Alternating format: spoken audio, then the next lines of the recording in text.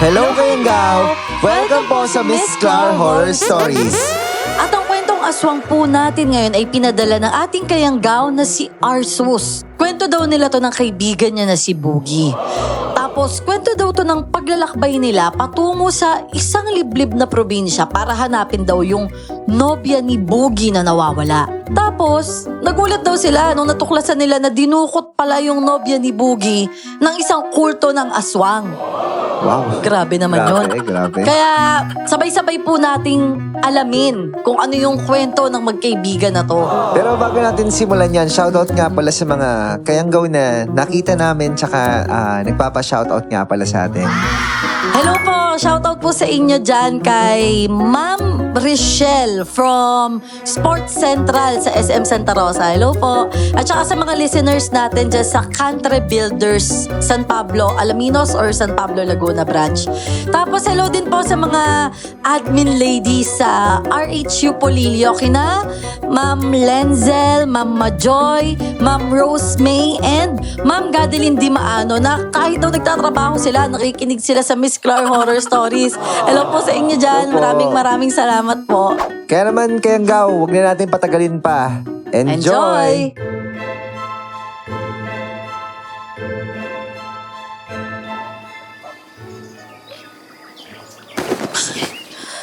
Sweetheart, my darling, alam mo ba kagabi, may dumalo sa akin na nakakatakot tapos sabi niya, it's time.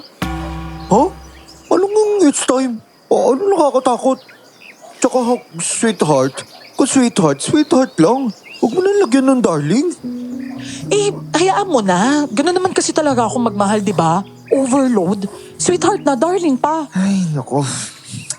Bihira naman talaga tong dalawang to, oh. Dito pa talaga kayo sa tabi ko nag-usap? Oh, ano ba yung dumalaw sa'yo kagabi na may pagpasabi-sabi pa ng oras na? Eh, ang sabi kasi niya, bride daw niya ako eh. Honey, wag mo ko ibibigay doon ah. Huh?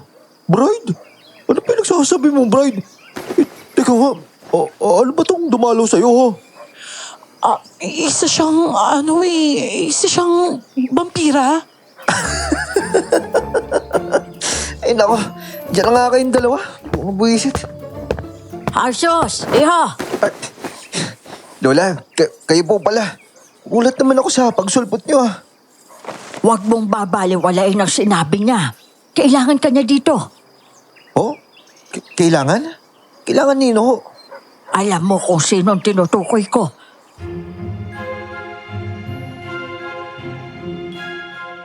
Matapos niyang sabihin yun ay umalis siya. Kunot na kunot ang noo ko noon habang pinapanood siyang naglalakad palayo. Blanko pa ang pag-iisip ko noon sa tinutukoy niya kaya napalingon din ako sa kahit saan. Wala kasi akong naaalalang kausap ko maliban na lang kung ang tinutukoy niya ay dalawang nag-uusap. Pero hindi naman ako ang kausap nila, kundi ang isa't isa. Pero kinabukasan, habang nasa trabaho kami ni Boogie sa hardware ay dumating doon ang nanay ng babae at inaway si Boogie. Dahil sa bahay raw ni Boogie natulog ang babae. Pero ang sabi naman ni Boogie, hindi nakapunta ang nobya niya sa tinutuloyan niya. Pagkaalis ng babae ay kinausap ko naman siya.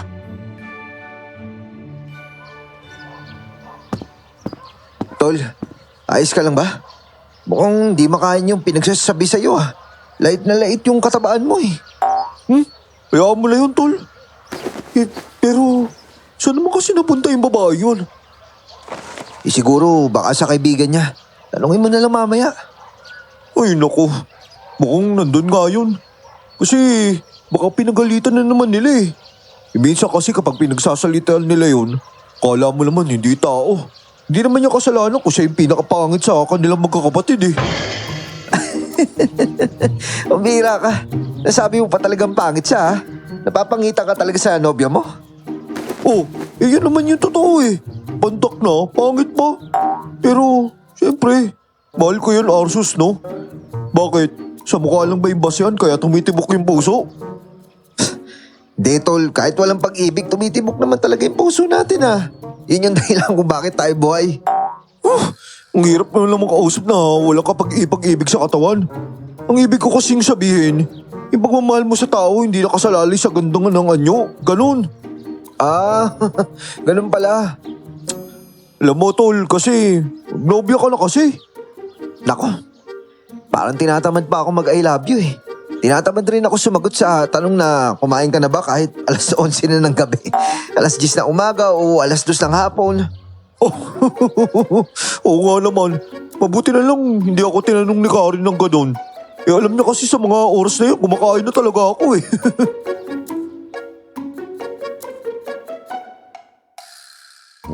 Wala kaming kaalam-alam no na sa pagkakataong yun pala, nawawala na ang girlfriend niya.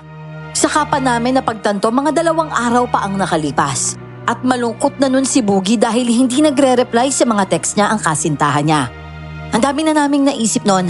Minsan nagduda rin siya na baka pinagpalit na siya sa iba. Pero minsan sinasabi niyang mukhang malabo namang ipagpalit siya dahil hindi naman daw maganda yung girlfriend niya. Hanggang sa bumalik ang kaanak ng babae sa pinagtatrabahuhan namin at sinabing hindi na talaga ito umuwi pa.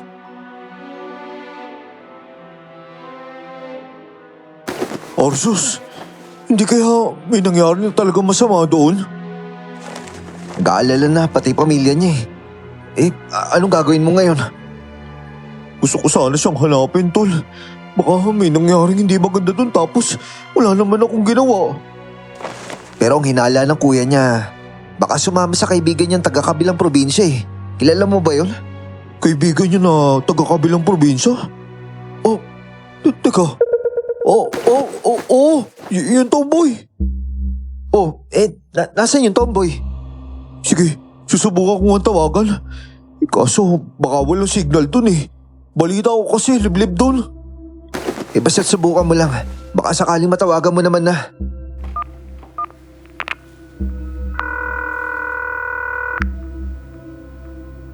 Pero ilang beses niyang denial ang numero ng kaibigang yun ni Karen. Hindi niya pa rin ito makontak.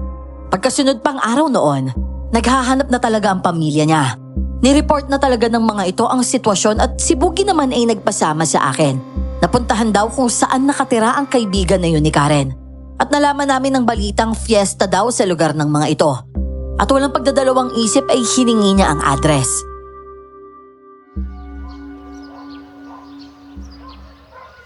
Hiningi mo yung address?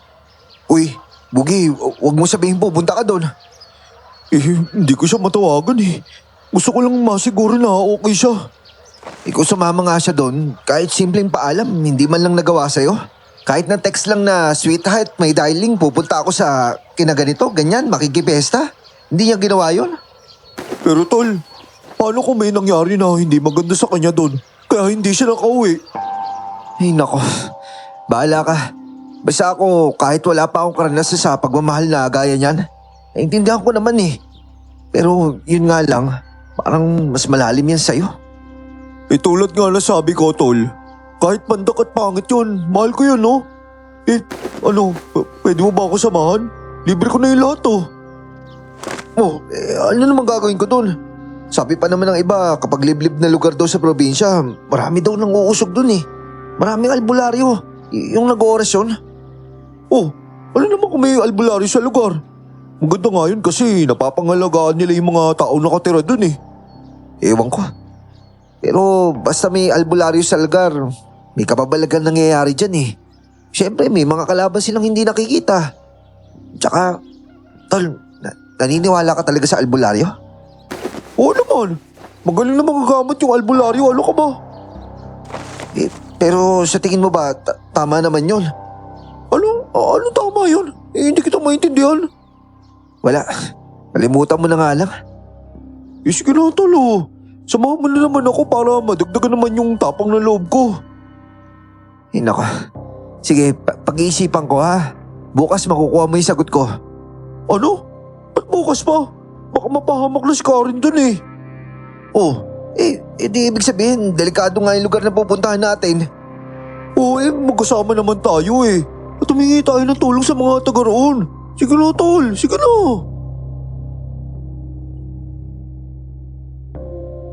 Ang totoo niyan, ayoko sana. Pero nahihirapan akong tumanggi at isa pa, hindi ko naman nakitaan ang importansya noon si Karen.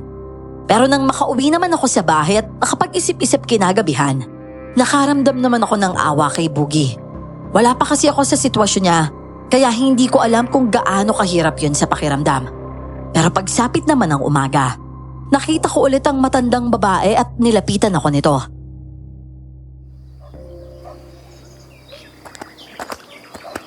Huwag kang tumanggi doon, iho. Po? May mangyayaring masama sa kanya kung hindi mo siya sasamahan. Hindi po sasamahan? Sino tinutukoy nito? Si Boogie ba? Teka, paano naman niya nalaman yun? Lola! Lola! Saglit lang po, Lola! Teka, Lola! Masasagasaan ka, Lola! Kitang-kita ng mga mata ko kung paano bumangga sa kanya ang malaking truck. Para akong nilayasan ng espiritu noon nang makitang paglagpas ng sasakyan. Nasa tawid na yung matanda. Kumunot ang noo ko noon pero sandali lang yon dahil sa napakalakas na busina. Ako pala ang nasa gitna ng daan at may bumangga ng sasakyan sa likod ng isa pang sasakyan dun sa bandang kaliwa ko.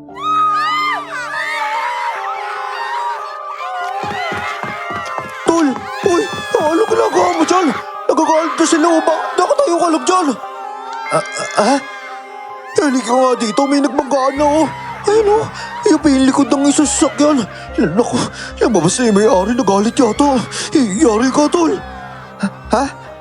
Teka, saluin mo ako, Tol!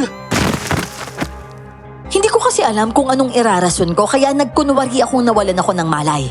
Sa ganong paraan walang sisisi sa akin, bagkos pagtutulungan pa nila ako para madala sa ospital.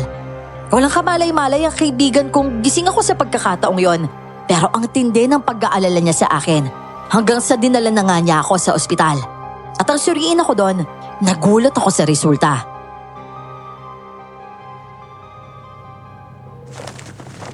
Ano? Matabang daw yung dugo ko? Tinakman nila? Baliw, ito naman. Kulang ka doon sa sugar, sabi ng doktor, kaya para sa akin matabang. Kailangan mo yatang magpapak ng asukal eh. Kulang ka rin sa tubig. Huwag ka kasing ihi ng ihi, tol. Kaya ko, nagkakaroon ng vasovagal response daw eh. Di ko alam kung anong tama ba yung sinabi ko o ano.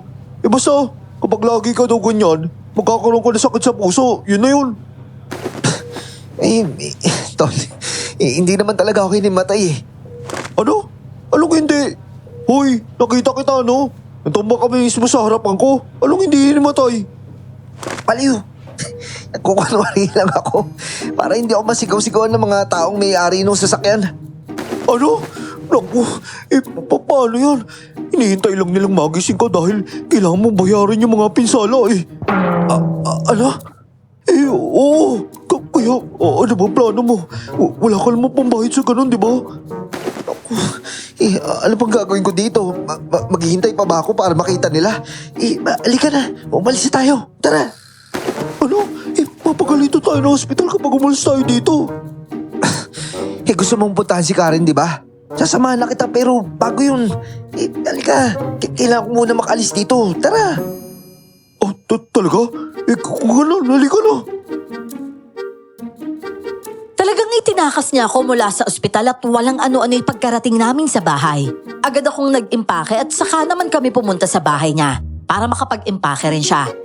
Agad-agad kaming bumiyahe nun hanggang sa nakarating kami sa mismong sakayan papunta doon sa kabilang probinsya.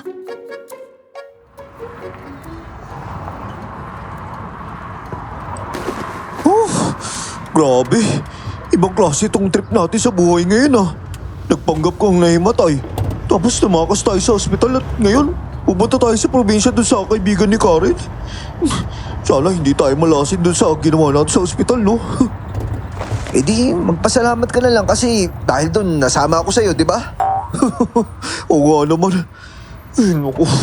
Kano kaya katagal yung biyahe papunta doon, no? Di ko alam, Boogie. Pero sige lang, magpahinga muna tayo habang nasa biyahe tayo.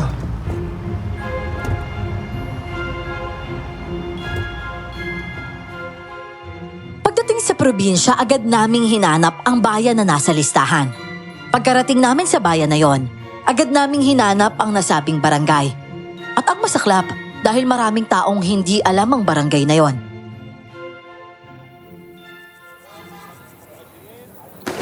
Ay, liblib kasi kaya hindi masyadong alam ng mga taga rito eh. Ano ba yan, Boogie? Sitio o barangay talaga? Ito, basahin mo.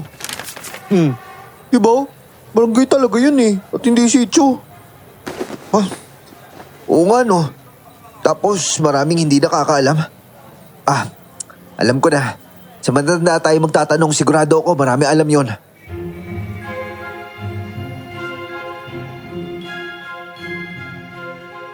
Ginawa namin ang sinabi ko at tama nga ako. Nakuha namin ang sagot sa matandang lalaki. Tinuro pa niya sa amin ang sakayan papunta doon. Pinuntahan naman namin yun ni Boogie at isang mama rin ang sinakyan naming tricycle. Nang makarating kami doon, tinuro nito ang bahay ng kakilala ni Karen. Pero pagdating nito ay isang lalaking matanda na pero hindi naman sobra ang dumating doon at kakaiba ang bungad niya sa amin.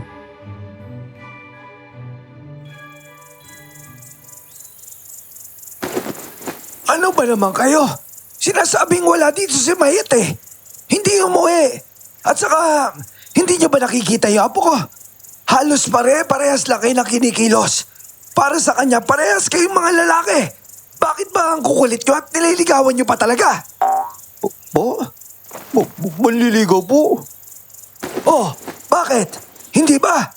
Hindi ba kayo naparito para ligawan nyo apo kong parang mas lalaki pa sa inyo? Ho? Hindi po. Si Tatang talaga oh. Nandito po kami kasi... Boogie, ikaw na nga magpaliwanag dito. Ikaw na may kailangan eh. Manong, hindi po kami maliligo sa apo nyo. Ano lang po, kasama po kasi niya yung nobya ko na umuwi po dito. Kasama niya? Pero umuwi yung apo ko dito na wala kasama. Ano wala kasama?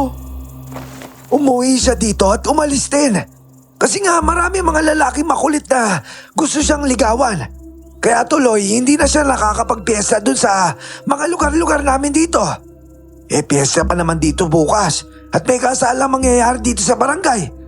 Pero walang naisama kahit sino dito yung apo ko. Teka, saglit. Saan nga ba kayo galing? Galing po kami sa kabilang probinsya. At kaya po kami nandito kasi hinahanap ko po yung nawawala kong nobya eh. At saka naisip namin na baka sumama po siya sa apo niyo na umuwi po dito.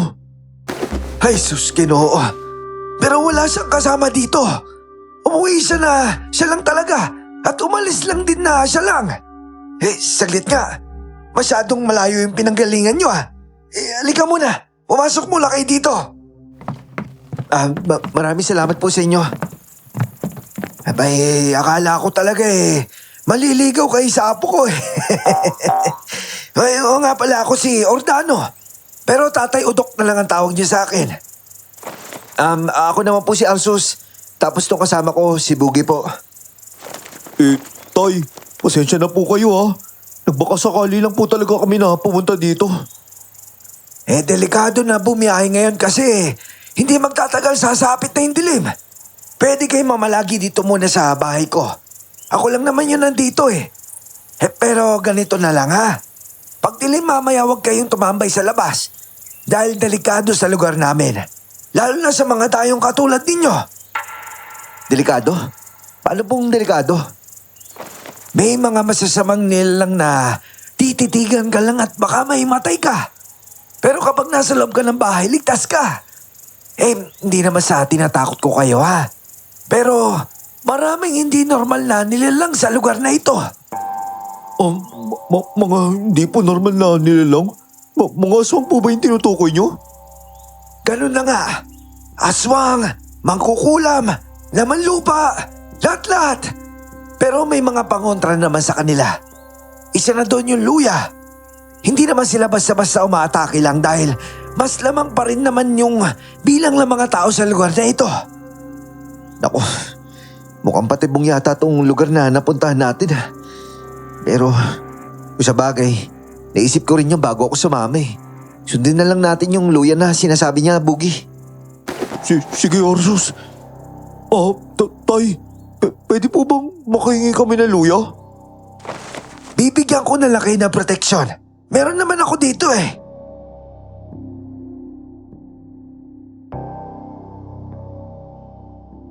Kwintas na gawa sa bala ng barel ang ibinigay niya sa amin.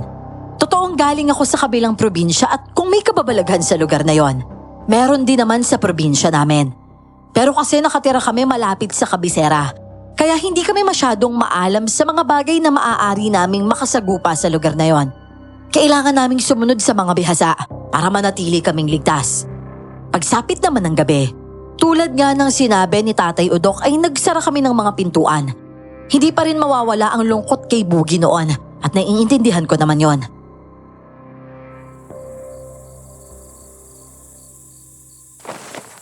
Tol, mukhang wala dito si Karen eh. Uwi ba tayo bukas? Hindi ko talaga alam, tol. Hindi ko talaga alam kung saan siya hanapin eh. Bakit naman kasi hindi nagparamdam yung babae niyo sa akin? Kung saan man lang siya pumunta. Sobrang nag-aalala talaga ako, tol. Pakiramdam ko talaga may nangyayari masama sa kanya eh. Pero sana hindi totoo yun, tol. Pero iyo, ano bang itsura nitong nobya mo? Maganda ba siya? Hindi nga po eh. Pangit nga po yun. Ano? Pangit? Opo, pangit po tapos pandak po. Pero mahal ko. Ah, pangit na pandak. Aba, parang ano pala eh. Pareha sila nung yung ikakasal bukas doon sa plaza. Kaso, hindi nagsasalita yung babaeng yun eh. Po, meron po ikakasal bukas sa plaza? Oo, pandak din yun at hindi rin maganda. Wag na nga lang natin banggitin na pangit para hindi masakit sa damdamin. Alam mo na. Tila may kung anong naglalaro noon sa isip ni Boogie nang marinig ang tungkol sa kasal. Kaya sa gabing nandun kami, napag-usapan muna namin na manood ng kasalang yon. At kinabukasan ay pumunta nga kami sa plaza at una naming hinanap yung bride. Pero nang makita namin ito, hindi naman yun si Karen.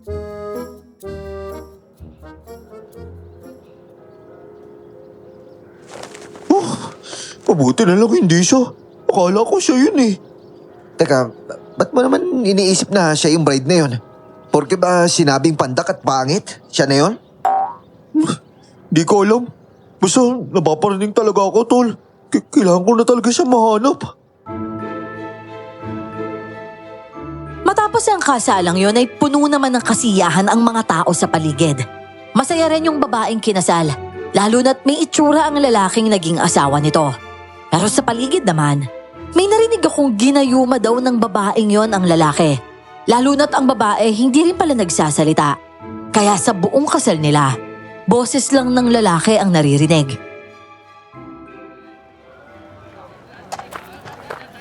Oh, ano nang plano mo ngayon? Alis ba tayo dito o maghanap na lang sa ibang lugar? Ewan ko, tol. Kasi parang nararamdaman ko na nandito lang talaga si Karen. Kung nandito nga siya, may iba pa kaya siyang nakilala maliban sa apo ni Tatay Udok? Hindi ko alam. Pero wag muna tayo umalis, tol ha. Mga 2 araw siguro. At kapag sigurado na ako na wala siya dito, saka tayo umalis. O sige, ikaw ang bahala, tol.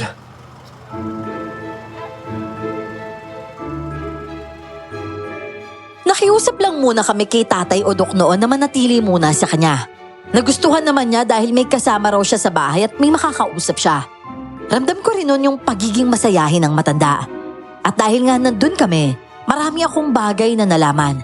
Isa na doon na ang bigas at bawang pala ay gamot sa lagnat. Dahil may batang tinulungan siyang may lagnat at yon ang ginawa niyang gamot. Si Boogie naman tuloy pa rin sa paghahanap kay Karen. Hanggang sa nakita namin ito at nilapitan niya. Pero nang kausapin namin, hindi ito nagsasalita. Karen, salamat naman nakita kita. Bakit ka kasi dito pumunta? Bakit? Hoy, Karen! Karen? Uy, kinakausap ka ni Boogie oh. Ba't kanya reaction mo? Parang kang robot, Karen. Tol, parang hindi niya tayo narinig eh. Ano ba nangyari dito? Hindi ko alam, tol. Sweetheart, darling, sumagot ka naman sa akin oh. Sasagutin mo ako. Bakit ka ba nandito? Karen, halika na oh. Hinahanap ka na ni Ustan. Ano? Sino Ustan? Hoy! Ikaw, ano ginawa mo sa lobby ako? Karen, sweetheart, kausapin mo naman ako. Sweetheart! Ikaw, bitawan mo nga siya. Ano? Bakit? Sino ka ba? Pag-aari mo ba siya? Hindi, ako yung boss niya. Kaya para hindi ka masaktan, bitawan mo na lang siya. Ikaw yung bumitaw sa kanya. Tol, hawakan mo lang si Karen. Miss, siguro naman bago ka makilala ni Karen, may pamilya pa rin siya, di ba? Hinahanap siya ng magulang tsaka kapatid niya. Kaya wala kang karapatan na umasta na para ikaw yung pwede magdesisyon sa buhay niya. Mas may karapatan yung kadugo at kasintahan kaysa sa'yo. Nakikita mo yung sitwasyon niya, di ba? Hindi gagaling yan kung sa inyo lang siya. Mas maigi na kami na lang yung gumawa ng paraan para mapagabot siya. Kung ano man yung nangyari sa kanya kaysa magtiwala sa'yo, no? Kukunin ko siya dahil nobya ko siya. Mas ako yung may karapatan sa kanya.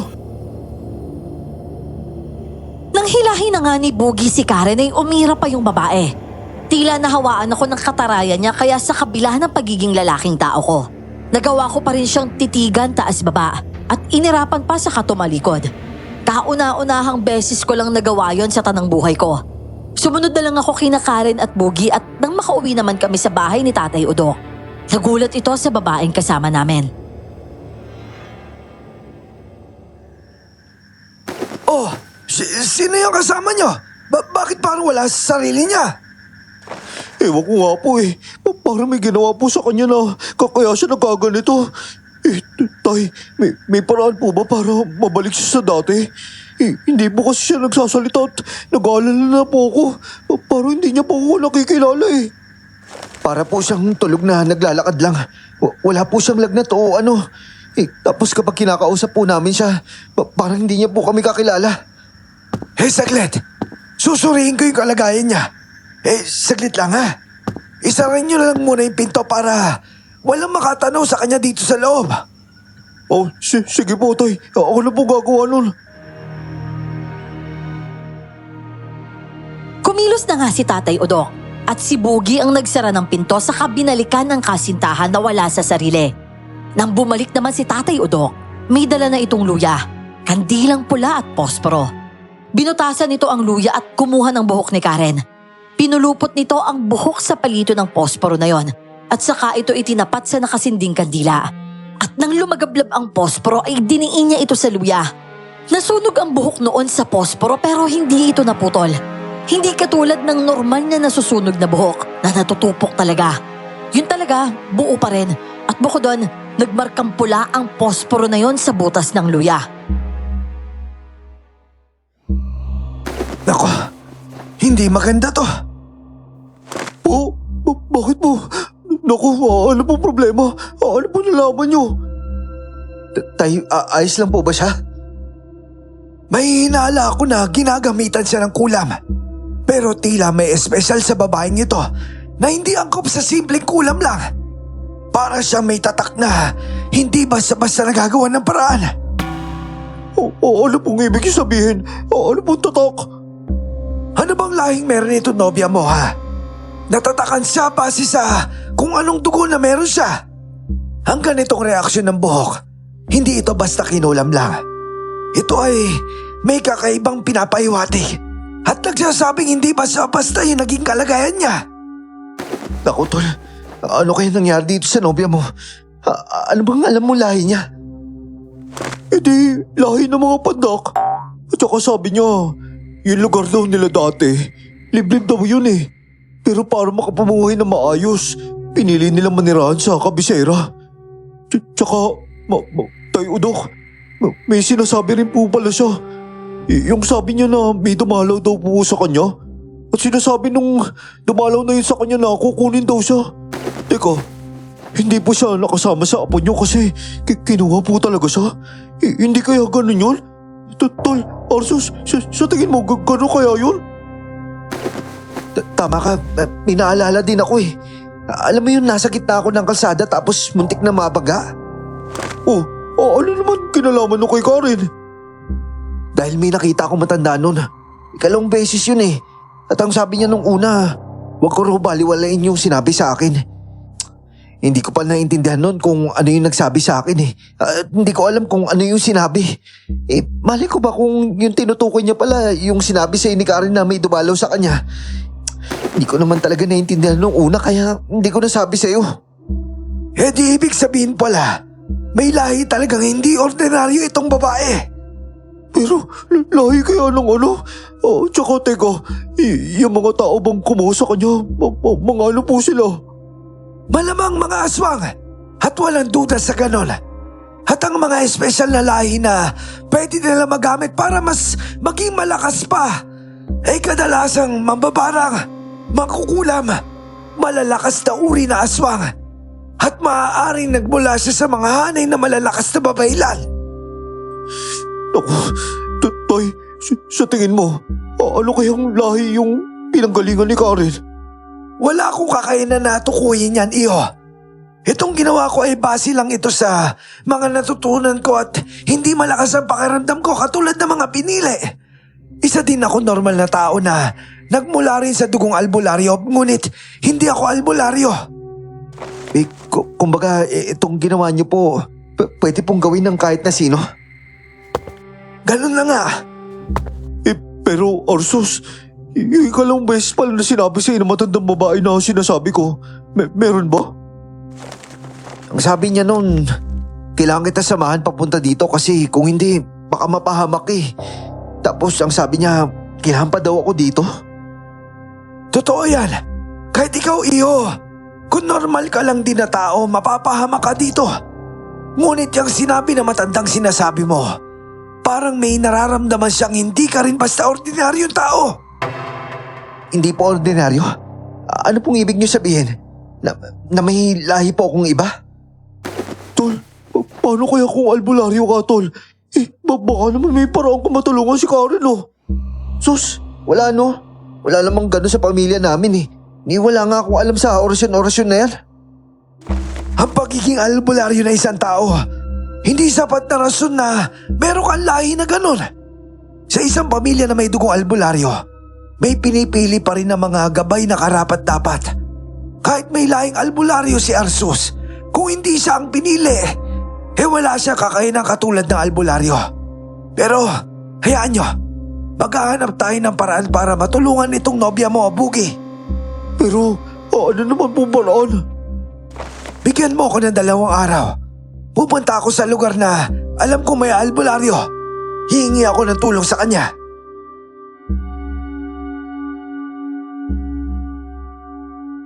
Sa araw na yon ay inalagaan lang muna ni Bugi si Karen. Talagang makikita ko kung gaano niya kamahal ang nobya niya. Kinakausap niya ito palagi, pinapakain kahit hindi ito sumasagot. Hindi rin ito tumutugon ng reaksyon sa pagkilala sa kanya. Para siyang naging estranghero sa mata ng babae. Pagsapit naman ng gabi, sa kwarto ni Tatay Udok ako natulog at katabi niya. Kasi si Karen dun sa kwarto na ginagamit namin ni Bugi. At sa gabing yon, wala kaming kamalay-malay na may nangyayari na pala sa kabila ng proteksyon na meron yung bahay. At nalaman na lang namin yun kinaumagahan ng mag-ingay na si Bugi. Karen? Karen? Karen? Nasa ka? Karen? Oh, Bugi! Bakit mo hinahanap si Karen eh? Hindi ba't pagkatabi kayo dyan natulog? Tatay Udok, wala po siya dito eh. Ako lang po mag-isa dito sa higaan ng magising po ako. Ano? Wala naman siya dito sa kusina. Ano ba itong narinig ko sa labas? Umaga-umaga si Karen ulit yung problema nila. Baka bangon na nga.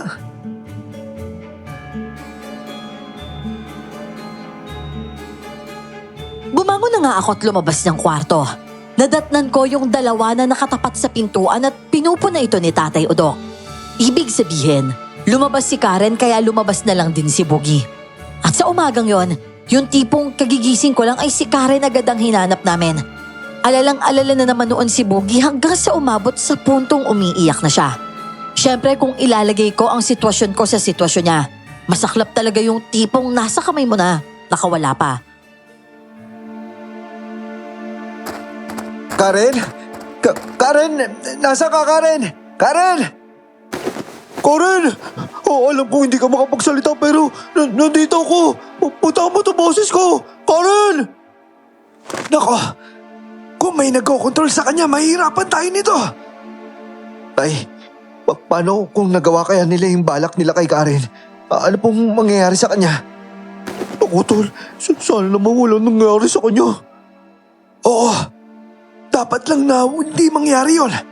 Dahil kung sakali magawa nila ang nais nila doon sa babae, baka hindi maganda ang kahinatnan nitong baryong ito. Delikado rin ang buhay ng babae at hindi lang siya. Hindi lang ang kabaryo. Baka kayo rin.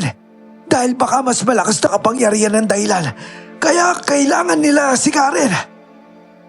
Kung ganun po, ano po kayong gagawin natin? Kung ganitong hindi siya mahanap, ibig sabihin nakuha ulit siya. Naku, saan po kaya siya dinala?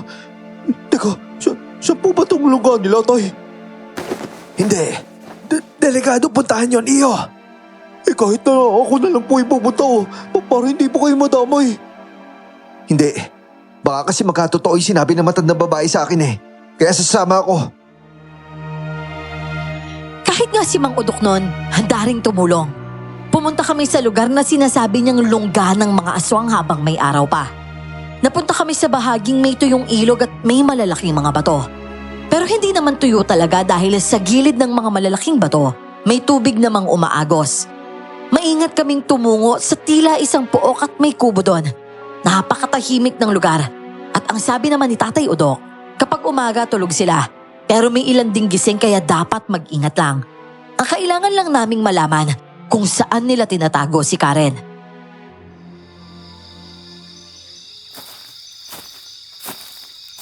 Uy, Bugi! Saglit lang naman Huwag kang ngata at mamaya makita ka dyan eh. Paano natin malalaman kung nasa si Karen kung hindi tayo usad? Uusad tayo pero kailangan maingat tayo. Sige, Bugi. Pupunta ka dun banda. Tapos ikaw na Arsus. Dito ko sa kaliwa. Pero magkikita tayo dyan sa malaking bato na yan. Ako naman dito sa harap. Sige po, tay. Mauna na po ako doon tay ha. Naghiwalay nga kaming tatlo noon at talagang bawat bahay halatang tulog ang mga nakatira. Naghanap ako ng lugar kung saan pwede nilang ilagay si Karen. Pero kahit kahina-hinalang pagkukulungan kay Karen, wala naman akong nakita. Hanggang sa may nakahuli nga sa akin. Hoy ikaw, talagang makulit din kayo no? Sa tingin nyo ba hindi namin naisip na gagawin nyo to? Ibig sabihin kayo pala yung kumuha ulit sa kasama namin. Nasa sinapupunan pa lang yung babaeng yun, inalay na yun sa lahi namin. Kaya kung usapang pagmamayari lang, may malasakit lang kayo sa kanya.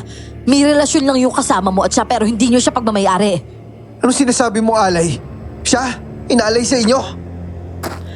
Nakatakda na siyang ikasal sa pinuno namin. At kahit kunin nyo siya, aalis pa rin siya ng kusa at babalik dito. Pero syempre, sinigurado na namin na hindi nyo siya makukuha. Kaya kung ako sa inyo, umalis na lang kayo dito. Kung ayaw yung mga aswang mismo na gutom yung makahuli sa inyo. Hindi mo ako matatakot, miss. Ibalik mo yung kasama namin dahil hinahanap yung nakadugo niya. Sino namang hangal na aswang yung gagawa niyan? Magkaiba tayo ng paniniwala kaya kahit na maling-mali sa iyo ang nangyayaring to, tama to para sa amin. Kami lang ang may karapatan kay Karen. Wala akong pakialam sa paniniwala nyo.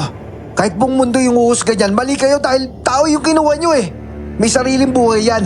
At kung pagmamayari lang yung pag-uusapan dito, kahit sino sa atin, walang karapatan sa buhay niya. Diyos yung nagbigay niyan. At hindi ko sino-sino lang. Alam mo, wala namang sa-isa yung pakikipagtalo sa'yo eh. Ang mabuti pa, halika na. Habang may gana pa akong iligtas ka. Tara na! Bitawan mo nga ako! Bitawan mo ako! Isa! Hoy, sinabi na bitawan mo ako eh! At hinahaan mo lang yung boses mo dahil sa tuwing tumataas yan, nababawasan yung linya ng buhay mo. Huwag ka nang pumalag. Dahil nga mapilit siya ay gumamit ako ng puwersa sa kanya. Yun nga lang, gumanti siya at natalo niya ako. Mas mabilis siyang kumilos kaya nagawa niya akong idapa sa lupa sa isang galaw lang na ginawa niya. Galit niyang hinila yung buhok ko.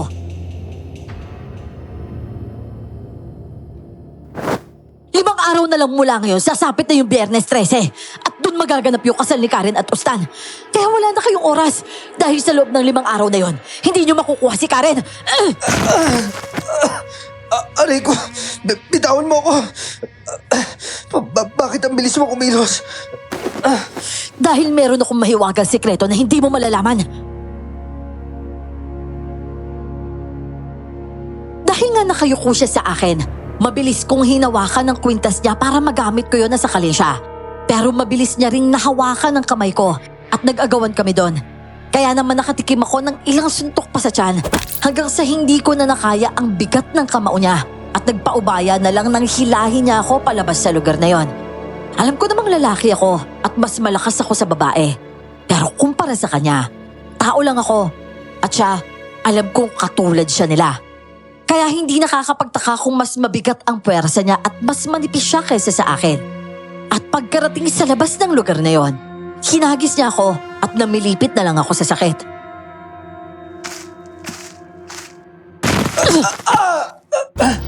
Chance lang itong binigay ko sa iyo Sa susunod, hindi ko na to gagawin. Hindi kita kakalad ka rin at hindi kita sasaktan dahil hahayaan ko na yung iba na gagawa nun sa'yo. Ano ba kailangan nyo kay Karen? Bakit sa dinami-dami na pwede nyo kuning nobya? Nobya pa talaga na kaibigan ko. Alam mo, mahilig ka sa paulit-ulit, no? Di ba sinabi ko na sa'yo? Inalay siya sa lahing to. Para saan ka? Hindi nyo naman siya kukunin kung walang dahilan, di ba?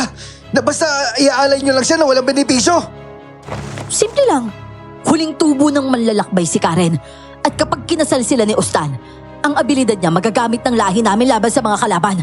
Mananatiling buhay si Karen pero magiging aswang siya tulad namin. Ano? Gagawin niyo siyang aswang? Oh, nasagot ko na yung tanong mo, di ba? Kaya ang mabuti pa, umalis ka na dito. At saka, susundin ko nga lang yung dalawa mong kasama. Agad siyang umalis na parang wala lang. Ako naman, kapa ng kapa sa masakit na katawan ko at naupo na lang din ako. Sumandal ako sa malaking bato na yon at hinintay na lang sila Boogie. Hindi naman nagtagal. Hinatid na siya ng babae at tulad ko ay bugbog sarado din. Hayop kang babae ka! Ibalik mo si Karen sa akin! Ibalik mo siya! Pasensya ka na pero hindi ko magagawa yun eh. Alam kong hindi mataas yung posisyon mo sa grupo na yan. Sa tapang mo yan. Utos ka pa rin. Kahit anong sabihin mo, ang dapat mangyari. At wala ka nang magagawa doon. Talagang hindi mangyayari yan. Gagawin ko ang lahat para mabawi kayo nobya ko. Tandaan niyo yan. Hindi natutulog ang Diyos, makali mo kayo. Umalis na lang ulit ang babaeng yon. At doon ko nakitang mas humagulhol si Boogie sa sobrang sama ng loob. Mahirap nga talaga na takot kang may mangyaring masama sa mahal mo. Pero kulang ka sa lakas. At nang bumalik yung babae, dala na niya si Tatay Udok. Pero hindi siya tulad namin na bugbog sarado. Tay, hindi ka po niya sinaktan? Dahil hindi ako nanlaban. Alam ko yung intensyon niya. Maaaring hindi nyo lang maintindihan. Intensyon niya na ipahamak si Karen at ayaw niyang pigilan ko sila. Oo! Susunod siya sa kung anong patakaran nila. Pero gumawa pa rin siya ng paraan para manatili tayong buhay. Wala tayong laban sa kanila kung palag lang tayo ng palag. Utakan lang natin sila. Pero bago yan, kailangan muna natin umuwi. Hirap ang magdesisyon si Boogie noon. Pero sa huli, nahila ko rin siya. Wala siyang imek nang umuwi kami sa bahay. Sobrang tamlay niya noon at inintindi ko na lang. Nagpalipas muna ng isa pang gabi noon si Mang Udok at kinabukasan pa siya nagbigay ng panibagong ideya. Una, kailangan muna natin kumalma. Hindi tayo uusad kung puro tayo emosyon. Pero kung kakalma tayo at utak yung pairalin natin, may magagawa tayo para mabawi natin si Karen. Gagawin po namin yun, tatay. Tol, hindi kasi natin maliligtas si Karen kung lagi tayo agresibo eh. Tama si Arsus iyo. Sa mga kalabang katulad nila, hindi uubra ang sugod ng sugod. Mahina tayo kumpara sa mga yon. At ang tangi natin sandali dito, utak. Sige po. Simula po ngayon, kalmado na po ako. Kung ganon, heto ang isang paraan na naisip ko. Alam niyo ba yung babaeng yon? Ang pangalan nun ay Larissa. Katulad ni Karen, isa rin siya biktima. Ang pinagkaiba nga lang, hindi siya kinasal kundi ginawa lang kasapi. Ano po gagawin natin sa kanya, tay? Yung kwintas na suot niya, yun yung susi para makuha natin yung solusyon para mabawi si Karen. Yung kwintas niya po, yung bilog po ba yun? Nahawakan ko nga po yung kwintas na yun. Sasakaling ko nga sana siya gamit yun pero malakas po talaga siya. Kaya hindi ko po nagawa yun. Mahirap talaga siya kalaban. Pero ang kwintas na yun susi sa kulungan ng Sigbin na mortal na kaaway ng mga aswang. Ang Sigbin na yun kumampi sa mga mabuti. Kaya kapag napakawalan natin yon, matutulungan tayo nun para magasing si Karen mula sa pagkatulog ng kabalayan niya. Oh, kuya naman pala. Eh di kunin po natin yung susi na yun. Pero hindi yan magiging ganun kadali. Nakaharap mo na yung babaeng aswang na yun, hindi ba? Oh, oo nga pala. Sobrang lakas nga nun. Ako na po yung gagawa ng paraan. Mahina ako kumpara sa lakas pero siguro naman mas magaling ako sa kanya pagdating sa utakan. Gagamitan ko po siya ng utak. May 4 na araw naman po tayo eh. Pero kailangan bago sa ika-4 na araw, mabawi na natin si Karen. Ako pong bahala. Kung ang kwintas niya lang yung susi sa lahat ng to, gagawin ko po yung lahat para makuha yun. At Bugi, relax ka lang. Iasa mo na sa akin to ha. At pangako, makukuha natin yung kwintas na yun. Maraming salamat, tol. Mag-iingat ka pa rin ha. Ayoko mapahama ka dahil sa akin. Relax ka lang. May paraan ako para hindi na kailangan ng bakbakan. Basta Manong, sabihin mo lang sa akin kung paano malalapitan tong babaeng to ha. Marami maliligaw ang babaeng ito. Kadalasan mga tayong minsan na hindi na nakakabalik pa. Madalas mo siya makita sa pasugalan o minsan sa sabungan. Marami kasing lalaki na humaling doon dahil sa taglay nitong ganda. Pero ingat lang, dahil sigurado kung mga taong nakakagusto sa kanya ay ginagamitan niya lang na mahika. Kaya baka magdudas sa iyo kapag lumapit ka. Maraming salamat po. Pero sisimulan ko na po ipaglapit sa kanya. May intensyon po ako pero hindi sa romantikong paraan. Ngunit sa ganun ko po siya dadalihin. Basta't mag-iingat ka. Dahil baka ikaw rin yung mahulog sa patibong mong yan. Huwag po kayo maglalatay. Wala po sa abok o balaryo ko yung magpaganyan.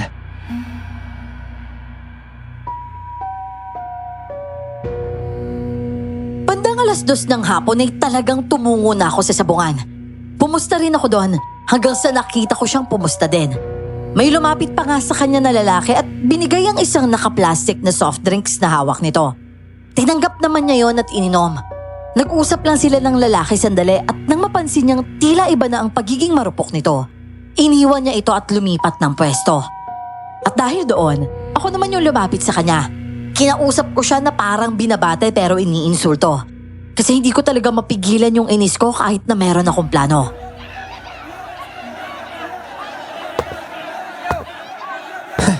Ano, masarap ba magpanggap bilang tao? Lalo na kung wala kang konsensya. Ano, bagong pauso ba yan ang pasasalamat doon sa pagligtas ko sa inyo? Kung ganun, walang ano man ha. Sabi lang ng pagbubugbog mo sa akin. Kahit 5% wala ako amor na magpasalamat sa'yo, no?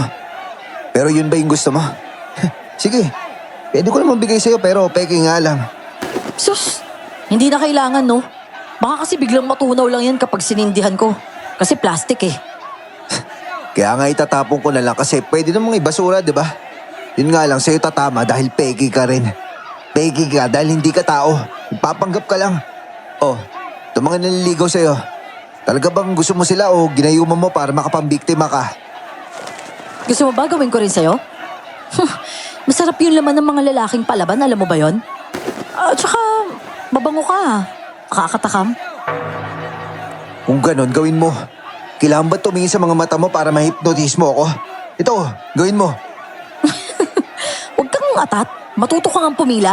Respeto naman sa mga nauna oh. Hindi ako natatakot sa'yo. Alam kong ramdam mo sa pagkatao ko yan ngayon. Pero kung kinakailangan ng pila, sige, maghihintay ako. Pero kung may plano ka, huwag mo nang ituloy. May plano talaga ako. Mas malakas ka sa akin pero mahirap akong kalaban, Larissa. Alam mo agad yung pangalan ko ah. Oo naman. Inaalam ko talaga yung pangalan ng kaaway ko. Lalo na hindi ko tanggap yung pambubugbog mo sa akin. Ah, ganon. Gusto mo palang gumante. Bakit? Hayaan mo ba akong gumante? O sige, pagpustahan tayo. Kapag natalo ka, gagawin kitang aswang. Magsisilbi kang utusan ko. Pero kapag nanalo ko, bibigay mo sa akin kung ano yung gusto kong hingin sa'yo. Ano, mangako ka. O sige, pangako. Tumaas talaga ang sulok ng labi ko nang makuha ang salitang pangako. At mukhang may ginagawa na siya upang mapansin ko ang kumikinang niyang ganda. Pero hindi ako nagpa-apekto noon, kaya sinikap kong maging kaswal lang siyang kausap habang nilalapatan niya ako ng mahika niya. Ganyan ba yung ginagawa mo sa mga kalalakihan? Huwag kang mataya, Larissa. Alam ko yung ginagawa mo, ah. Kung talaga seryoso ako para gawin yan sa'yo, dapat hindi ko pinaparamdam, no? Sige, subukan mo lang. Sa napapansin ko, iba ka talaga sa mga lalaking nandito, ah. Nag-iisip ka samantalang sila, hindi. Ah, nga pala, kailangan ko nang umalis at babalik na ako doon sa kuta. Tapos na yung oras ko sa lugar na to. Tila naghintay siya ng tugon ko pero hindi ko siya binigyan kahit isang salita maliban sa titig. At nang umalis siya, doon naman nagbago ang ekspresyon ng mukha ko. Sinundan ko lang siya ng masamang tingin. At nang makaalis siya ng tuluyan, agad namang lumapit sa akin si Boogie. Uy, tol, bakit naman parang inangasa mo naman yata yun? Alam ko yung ginagawa ko, Boogie. At naiba ito sa mga ibang lalaking biktima niya. Tsaka isa pa, may pustahan kami. Pero wala naman siya sinabi kung ano yung laban eh. Basta, kailangan ko lang mag-ingat. Hindi ko pa kasi alam kung pisikalan o emosyonan yung labanan dito eh. Pero tol, maraming salamat talaga sa iyo ah. Halika na, umuwi na tayo.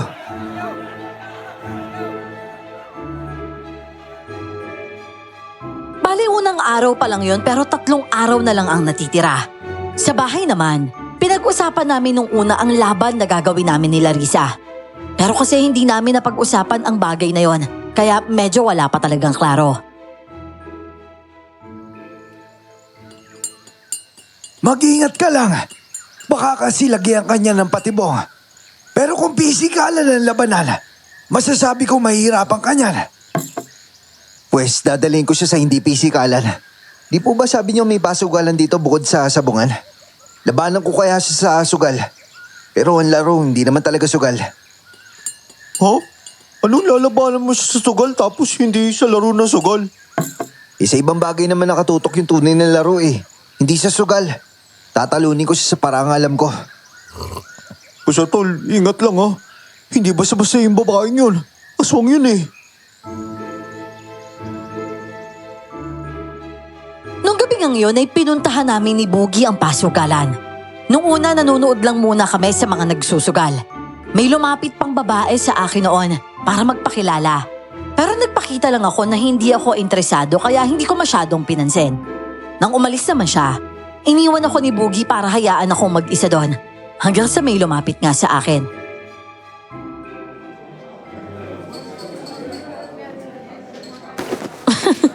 Ayos ah. Hindi ka talaga interesado sa babae? Ano naman gagawin ko sa babaeng basta na lang lumapit tapos magpapakilala, di ba? Papanain ko lang yung babae kung talagang kursonada na mata ko. Kagaya ko? Bakit, Larissa? Gaano ka ba kaganda sa paningin mo? Sa palagay mo ba kapag hindi ka gumamit ng mahika mo, magugustuhan kita? Depende. Kung masyado ka mapili. Wala kang tiwala sa sarili mo, tama ba ako? Dahil hindi naman lahat ng lalaki bumabase sa ganda, di ba? Sa kabila ng karunungan ko, hindi ko naman masasabi kung makukuha ba kita ng mano-mano o hindi. Basta't galingan mo, Larissa. Kapag gumamit ka ng mahika, talo ka na. Ano, laro? Pahingin na lang ako ng baraha. Basta kapag talo ka, alam mo na ha. Ano pala yun? Sige ba, kahit alam kong madaya ka. Sandali pa ako napasulyap kay Boogie at marahan lang siyang tumango. May pinag-usapan na kami noon kaya sa distansya lang muna siya. At maya-maya pa, bumalik si Larissa mula sa pagkakakuha ng baraha sa isang binatilyo. Siya rin ang pumili ng lamesa para sa amin. At nagsimula nga kaming maglaro ng baraha, kahit na hindi naman ako bihasa sa ganon. Nung una, simple pa lang at pinaliwanag niya sa akin ang klase ng laro. At sa ikalawang laro, seryoso na at natalo ako doon. Pero hanggang 5 laro kasi yon, Kaya hindi pwedeng matalo ng higit pa sa 2.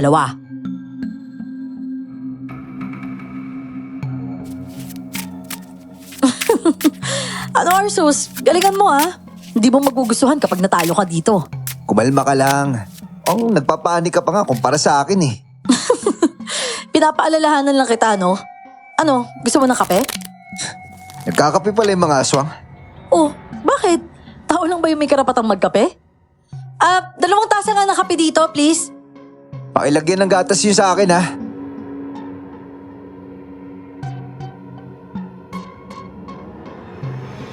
Tumango naman yung mga taong inutusan ni Larissa at kaming dalawa naman ay tuloy-tuloy lang sa paglalaro.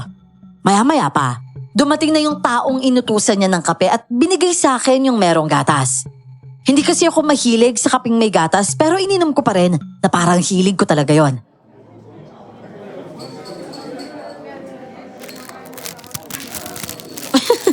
Kapeng may gatas talaga? Oo naman. Bakit? Hindi ka ba nainom ng ganito? Maraming babae na gusto yung ganitong timpla na kape, no? Dagdag ideya yan sa'yo para mas maging pulido yung pagpapanggap mo bilang tao. Oo sige, kung ganon, susubukan ko sa susunod. Nagpatuloy pa nga kami sa paglalaro noon at natalo na ako ng 2 beses. Tumaas na yung sulok ng labi niya pero ako kampante lang. Nakita ko kasing nagtaas ng hinlalaki si Boogie. At sa ikatlong laro namin, ako yung nanalo at natawa naman siya. Kinutya niya pa akong sinadya niya raw magpatalo dahil naaawa daw siya sa akin. Pero tinaasan ko na lang siya ng sulok ng labi. At sa ika-4 na laro, ako ulit yung panalo. At sa ika-5 ay siya naman yung panalo. Kaya sa laro na yon, nanalo siya pero hindi ako naging kabado.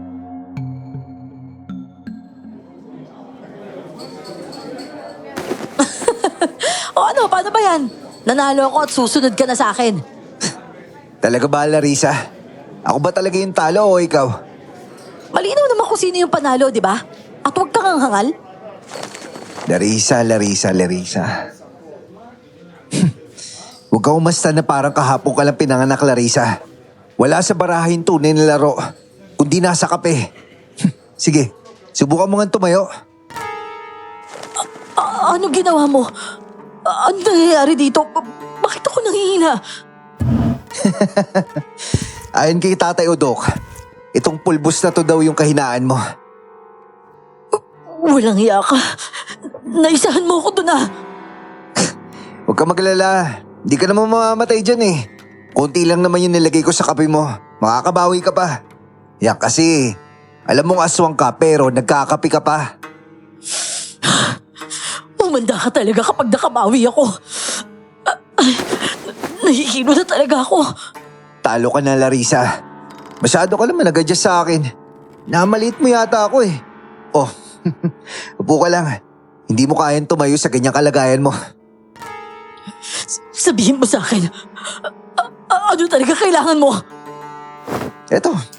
Itong kwintas mo. Huwag. Hindi mo alam kung ano yan. Huwag. Pasensya ka na pero kailangan ko to eh.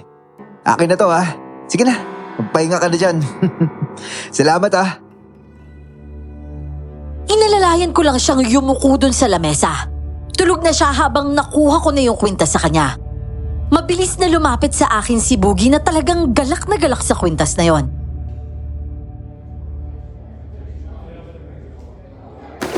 Tol, nakuha mo, tol. Oo, pero kailangan na natin umalis dito kagad. Baka merong makalata na kinuha ko to sa babae. Sige, umuwi na tayo. Ang galing mo talaga, tol. Ang galing mo talaga. Agad nga kaming umuwi sa bahay kung saan naghihintay si Tatay Udok. At tulad ng inaasahan, tuwang-tuwa ito nang malaman na nakuha ko ang kwintas. Abay, mabutit nakuha mo. Isang araw pa lang eh. Napakagaling mo talaga, Arsus. Grabe nga po, tay eh. Kabado po ako kanina pero ibang klase po talaga to si Arsus makapaglaro sa babae. Sus, naging party ka din naman dun, Boogie, no? Alam kong hindi naging madali sa iyo yung paglagay ng mga bagay na to sa kape niya. Ito pala tayo. Maraming salamat po pala sa pulbos na yan, ha? Laking tulong po talaga nito. Ha? Epektibo talaga ito. Kung marami nga akong ganito matagal ko na naubos yung mga aswang na yun Pero syempre, anong laban na maliit na bote na to laban sa lahat, ano? Ngayon po, Tay. Ano na pong gagawin natin ngayon? Puntahan natin yung lungga. Kung saan sa loob nito nandun yung kulungan ng mga sigbin. Oh, mabuti po. Alam niyo kung saan banda yun, no? Oo, alam ko yun. Dahil dating pag-aari ng mga babaylan ng mga sigbin na yun at nakuha lang ito ng mga aswang. Ang impormasyon na ito nakuha ko sa mga kaanak ko. At ang puting sigbin na ito, matagal nang may kwento mula pa sa mga ninuno ko. Napakahiwaga po talaga ng mga sigbin na yan, no? Kailan po natin pupuntahan yon? Hindi nito kaya lumabas sa araw. Kaya kailangan natin ito makuha sa gabi. Kung ganun po, kukunin na po natin ngayon? Oo, umalis na tayo. Ngunit dahil gabi, kailangan natin ng iba yung pag-iingat. Talagang umalis kami nung gabing yon at nakasunod lang kami kay Tatay Odo kung saan siya pupunta. Habang naglalakad kami, hindi talaga maiwasan ang paramdam ng mga delikadong nilalang sa paligid. Siguraduhin nyo hindi mawawala ang luya na nasa bulsa ninyo. Kahit malakas ang aswang, kapag nakaharap natin sila, ang importante, hindi tayo matatablan ng itim na kakayanan nila. Tama po ba na itong kawayan ng buho yung gagamitin natin palaban sa kanila? Oo, dahil ang sugat na dulot na kawayang buho sa kanila, may kasamang hapdi yun at hindi ka agad-agad humihilom. Kapag naman baril lang ang ginamit natin sa kanila, hihilom ka agad yun. Kahit na makaramdam pa sila ng sakit, dapat sa baril pilak ang bala. Ay, ganun po pala yun? Ano yun? Narinig yun? Oo, parang may nakasunod sa atin Malapit na tayo. Kailangan natin magmadali. Sige po. Sige bago pa tayo masaktan dito. Lalo pa nga kaming nagmadali noon hanggang sa marating namin ng kuweba. Pero ang nakakagulat, may naghihintay na pala sa amin doon. Kung ano mang binabalak nyo, itigil nyo na yan. Walang yun. Gising na kagad siya? Oo naman, dapat kasi yung nilagay nyong pampatulog sa akin, yung isang araw akong tulog. Hindi kaya nito na naabutan ko pa kayo. Sa totoo lang, gamit yung bagay na yun, pwede na kitang patayin Pero pinili ko lang patulugin ka. Hoy, paalala ko lang nangako ka na kapag nanalo ko, ibibigay mo sa akin kung anong gusto kong hingin. At ito yung kwintas mo. Siguro naman alam mo yung mangyayari kapag hindi ka tumupad sa pangako, di ba? Oo sige, sa'yo na yung kwintas. Pero hindi kita hahayaang pakawalan mo yung mga sigbin. Pinangako ko rin yan sa mga aswang. At hindi ko sila pwede pakawalan. Sige, naiintindihan ko kung bakit kailangan mo ipaglaban yan. Pero labanan mo muna kami para mapigilan mo kami sa gusto namin mangyari. Handa ako lumaban kung yun yung kailangan. Dahil sa mga sinabi namin yun ay umatake ang babae sa amin. Hinarap ito ni Mang Udok at ako naman ay habang pinagtutulungan siya ng dalawa. Agad akong pumuslit. At ang napapansin ko lang noon, hindi siya nagpapalit ng anyo bilang aswang. At saan ka pupunta Arsos? Bitawan mo ako! Bitawan mo ako! Hindi mo pa kakawalan yung mga bagay na yon. Arsos! Grabe kang babae ka! Nagawa mo talaga yung agis siya! Oo, at matakot ka na dahil ikaw na susunod. Dahil nga malapit na ako sa bukana ng kuweba ay tiniis ko ang sakit sa buong katawan ko at sinikap ko talagang bumangon. Hindi niya maangat si Boogie noon pero nagawa niyang hawakan ito at inikot-ikot sa kabinitawan. Hindi ko na nakita kung saan bumagsak si Boogie at alam kong agad rin siyang hinarap ni Tatay Udo. Agad kong kinuha ang flashlight sa bulsa ko at binuksan ko ito. Nagmistulang bingi na lang ako sa bakbakan sa labas hanggang sa nasa harapan ko na ang napakaputing aso. Nakakulong yun sa bakal na kulungan at natutulog. Huwag mo siya papakawalan! Hindi, kailangan ko pa itong buksan! Sinabi na huwag mong bubuksan eh! Bitawan mo yung buko! Bitawan mo! Kahit kailan talaga, hindi kita hahayaan pakawalan mo yan! Masakit na! Tama na! Huwag mo hilahin! Huwag! dalawa naman nun ang nagmatigasan ng lakas. Ilang beses niyang inuntog ang katawan ko sa bato pero nagawa ko siyang sipain at nakawala ako sa kanya. Pero nang puntahan ko naman yung kulungan, agad niya akong nahawakan sa paa at hinila bigla. Kaya nadapa ako sa isang bato at tumama doon ang dibdib ko. Sandali akong hindi makagalaw dahil sa biglang pagsikip ng dibdib ko noon. Hindi ako makahinga kaya kapa ako ng kapa at hinihila pa niya ako noon. Halos mangisay na nga ako sa hirap at ang ginawa ko na lang nang makakuha na ako ng pagkakataon. Pinukpok ko ang dibdib ko. Walang yan. Muntik na ako dun ah. Sinabi nang lumayo ka sa kulungan eh! Huwag mo ko hilain! Hindi kita hahayaang mabuksan yan kahit anong mangyari! Huwag ka na kumontra pa! Hindi mo kami kaya pigilan! Magbitawan mo ako! Magbitawan mo ako kung ayaw mo mabalibag! Tol! Sige na, Tol! Gagawin mo na, Tol! Hindi! Wag! Bitawan mo ako! Bitawan mo ako! Okay! Tulungan mo siya! Huwag mo pakawalan! Tutulungan kita, Arsos! Gawin mo na! Bitawan niyo ako! Bitaw! Dahil nga dalawa na ang nagpipigil sa kanya ay nagawa kong lumapit sa kulungan at ipinasok ko yung susi sa susian nito. Sigaw ng sigaw si Larissa sa ginawa ko. At nang mabuksan na yung kulungan, nagising ang sigbin at lumabas mula roon. Sinundan ko lang ito ng ilaw na nadampot ko pa at tumalon ito papunta kay Larissa. Aray ko! Ang sakit! Ano nangyari? Bakit parang may sumasalib sa kanya?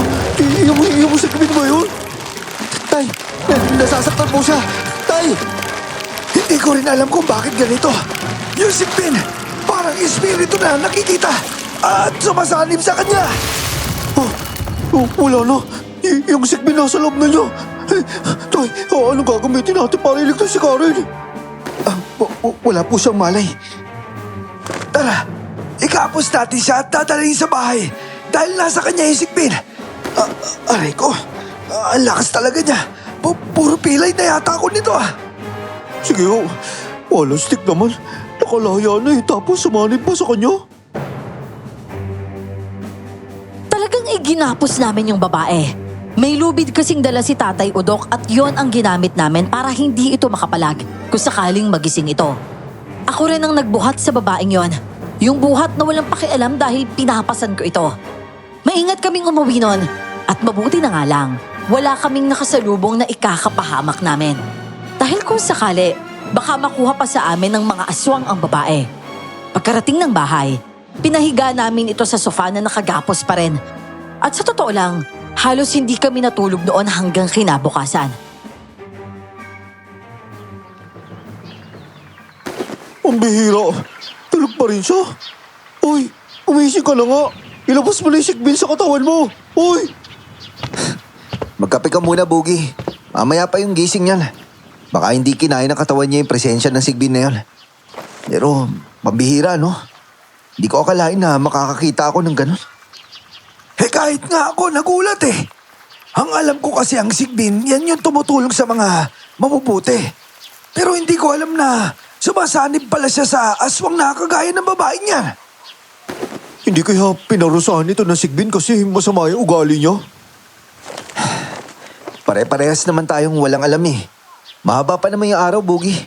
Marami pa tayong oras at gagawin natin ng paraan para magising siya mamaya. Sa ngayon, magkape muna tayo.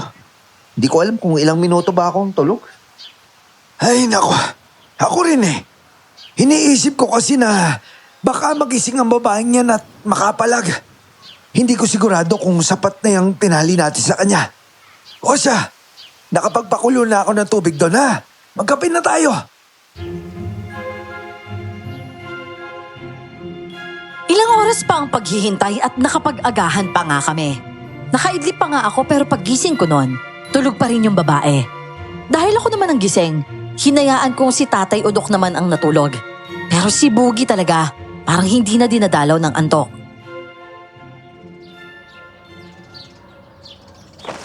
Tol, tulad nga na sabi namin, wala namang magagawa kung puro emosyon ka lang dyan eh. Utak yung gamitin natin, hindi puro pakiramdam. Kung ako sa'yo, matulog ka na. Tol, hindi naman ako nag-emote dito eh. Hindi naman yan yung punto ko eh. Yung katawang walang tulog, nakakapanghina ng utak yan. Pag mahina yung utak mo, paano ka makakapag-isip na solusyon yan? Sige na, matulog ka na at ako nang bahala magbantay sa babaeng to. Tapos kapag nagising to, gigisingin ko rin kayo. Salamat, tol ah. Sige, ikaw muna dyan. Papahinga muna ako.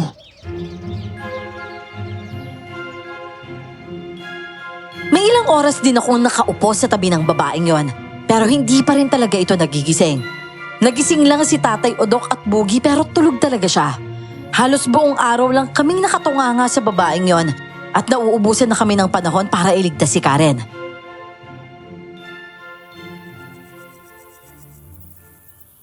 Tay, wala na po ba ibang paraan? Yung sigbin lang po ba talaga, tay? Ito lang talaga yung paraan na naisip ko, iho. Pero hindi nang bibigo yung sigbin na yon. Kahit ano mangyari, tumutulong talaga siya sa nangangailangan sa kanya. May dahilan kung bakit nandyan siya sa loob ng babaeng yan. At ano man yung plano niya, sigurado ako may magandang kalalabasan yan. Hintayin lang natin, dahil meron pa naman tayo mamaya at saka bukas. Oo, tol. Kumalma ka lang at magigising din yan. Sumapit pa ang gabi at nanatiling tulog pa rin yung babae. Ako naman ang pumalit kay Bugi sa pagbabantay at siya ang nagluto ng hapunan namin. Habang nakaupo ako sa upuang nasa tabi ng sofa, yung hinihigaan ng babae. Bigla itong bumangon nang hindi ko namalayan at wala na rin ang tali sa katawan niya. Moises, paano ka nakawala nang hindi ko namamalayan? Nasaan ako? Nandito ko sa bahay ni Tatay Odok. At huwag kang magtatangkang tumakas ha. Tol, bakit parang kausap mo na siya dyan? Oo, gising na siya. Tara! Talaga?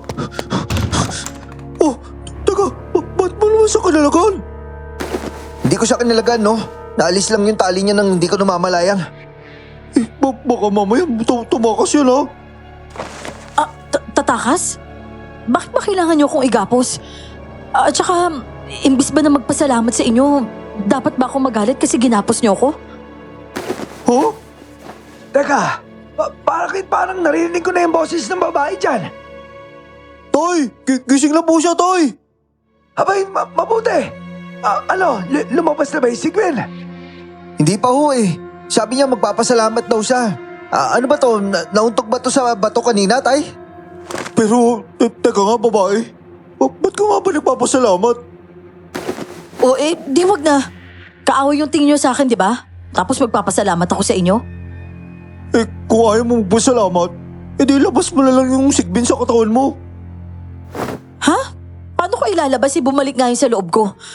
At saka, ganito ba yung sinasabi niyo? Ano nangyari? Hoy, huwag kang mag-iasa sa harap ko! Hoy! Tol, nagising siya, Tol! Teka, ayun na yung sigbin oh. Pero nawala siya. Teka, hindi kaya siya yung sigbin iisa? Ano? Paano niya tayo matutulungan kung isa lang sila? Ang hirap-hirap kausapin ng babae yun eh. Uy, bumalik ka na nga sa pagiging tao. At magpaliwanag ka kung bakit nag-iisa katawan na lang kayo nung sigbin na yun. Sige na, bumalik ka na! Ayan, bumabalik na siya. Iisa nga lang sila. Babae na siya ulit. Iya, ano ba kasi nangyari? Akala ko walang katawang tao yung sigbin. Ang sigbin ho at ako. Iisa. Kung iisa lang kayo, ba't siya nakakulong doon at ikaw naman yung kapanig ng aswang? Dahil yun ang ginawa nila sa akin para hindi na ako makatulong pa sa mga tao.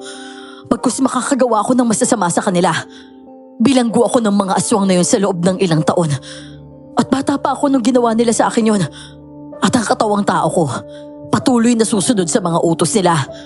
At kapag sinusuway ko sila, nanghihina ang sigbin ko sa loob ng kulungan na yun. At yun ang sumpa na binigay sa akin ng mga mangkukulam na aswang. Inalis sa akin ang sigbin at ginawang tagabantay ng susi nito. At pinilit nila akong mangako na protektahan ito. Buti na nga lang, may isang taong nakagawa para basagin ang pangako na yon na hindi na ako mapapahamak pa. Kaya ka ba lumaban sa amin? Opo, dahil yun ang kailangan. Dahil kapag hindi ko ginawa yun, hindi rin kami mabubuo at magiging mahina siya. Ay, hindi ko talaga alam na may katawang tao pala ang Sigbin. Kung malaya ka na, ibig sabihin ba nito, hindi ka nakampi ng mga aswang? Akala ko kasi isa ka talaga sa kanila eh. Pero sabi ng Tatay Udok, hindi ka raw masama. Kasi yung kasama namin si Karen, yung nobya ni Bogie, biktima siya. Kailangan namin siyang tulungan. Huwag kayong mag-alala. Kukunin ko siya. Teka, susugod ka kaagad. Kakabangan mo pa lang ah. Tsaka malalakas yung mga yon. Hindi mo kakayanin mag-isa. At natalo ka na nila dati. Pwede ulit maulit yung ngayon. Nobya ko ililigtas. Kaya dapat na sumama lang ako sa'yo. Iya, hayaan mo kaming tulungan ka sa laban na to. Tama si Tatay Udok. Sasamahan ka namin. Huwag ka sumugod mag-isa.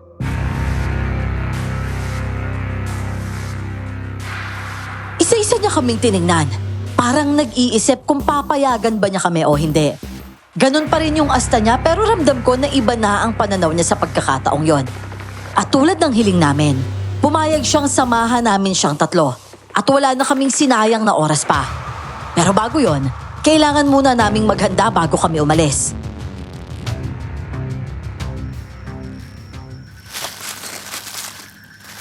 Basta tandaan niyo to ha. Dito yung tahanan ni Ustan. Kasama niya dito si Karen. Pero sa parting to, may bantay. At ganun din doon sa kabila. Ang tanging madadaanan nyo na lang dito. Kaya lang, mabangin dyan eh. Mabangin? Gaano ba kahirap yung daanan dito? Madali lang yun para sa akin eh. Pero hindi ko alam sa inyong mga tao. Pero habang gumagawa kayo ng paraan para marating yung malaking bahay na yon, haharap ako sa mga aswang sa loob. Makikipaglabang ka? Pero ang dami nila. Kapag ganun, kailangan natin unahin patayin yung mangkukulam nila. Dahil habang buhay yon at kinakalaban natin yung aswang, sasaktan tayo nun. Nandito siya. Mahina lang siya kapag kaharap mo. Pero mapanakit yung mga salita niya. At kailangan mo ng proteksyon kapag kaharap siya. Saglit. Si Tatay Udok yung harap sa mangkukulam? Huwag ka mag-alala, Bogie. Kaya ko ito. Gawin niyo lang yung party niyo. Kailangan niyo makuha si Karen. Matapos nga naming pag-usapan ang dapat gawin ay agad na kaming umalis para sumugod. May mga dala kaming proteksyon at sandata laban sa mga aswang na haharapin namin. Pagdating namin sa lungga nila at nasa distansya pa lang kami, doon na namin inayos ang mga bagay na gagamitin. May mga pausok kaming ginawa na kapag sinindihan, matinding usok ang lumalabas at kahinaan ng mga aswang yon kapag nalanghap nila. Malayo pa lang ako, nararamdaman na nila yung presensya ng sigbin ko. Kaya kailangan yung lumayo agad sa akin. Kung ganun, doon kami. At doon naman ako. Larissa, mag-iingat ka. Ikaw yung haharap sa kanilang lahat eh. Mas mahirap yung gagawin mo. Basta huwag kayong mag-alala sa akin. Hindi naman nila ako maiisahan pa sa ngayon eh. Basta kahit anong mangyari, kunin niyo yung babae. Oo, wala nang papalpak sa planon to. Tol, tara na. Doon na nga kami nagkahiwa-hiwalay. Kabado man at natatakot sa buhay ng bawat isa, pero kailangan naming magpakatatag. Iniisip ko kasi si Mang Udok na mag-isa na haharap sa kakalabanin niya. Hindi pa sigurado kung sino ang makakasalubong niya.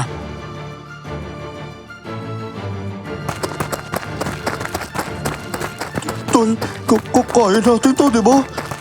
Oo naman, kaya natin to. Malma ka nga. At kapag may nakita kang aswang ha, huwag kang magpapanik. Oo, para kay Karen, hindi ako pwede madawag dito. Halika na, Tol. Dumaan nga kami sa likod tulad ng sabi ni Larissa. Yun nga lang, medyo may kataasan sa parting yon kaya kailangan namin ng hook para may makapitan kami sa taas. Sa unang hook hindi namin nagawa yon dahil napakahirap.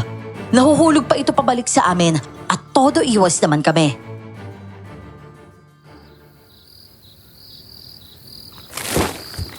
Ako, Tol. Susubukan ko, baka magawa ko eh. Oh, ang hirap eh. Isa, dalawa, tatlo. Tumalbog! Tali, ulo mo! Muntik na ako dun ah. Kailangan niyo ng tulong? Bata ka sa tol! Anong gagawin natin dito, tol? Akin na nga yung hook na yan. Tutulungan mo kami? Oo naman. Ganun na rin naman yun eh. Mahuhuli rin kayo mamaya. At para hindi na mahirapan yung mga aswang na yun, edi tutulungan ko na lang kayo para makarating doon. Para mas malapit na rin kayo sa bahay ni Pinonong Ustan. Sandali lang ha.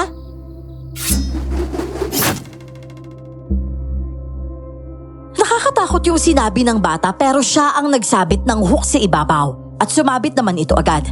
Nang hilahin ko ng pabigla, hindi na ito bumigay. Yung bata naman agad umalis matapos mangako na hindi raw siya magsusumbong.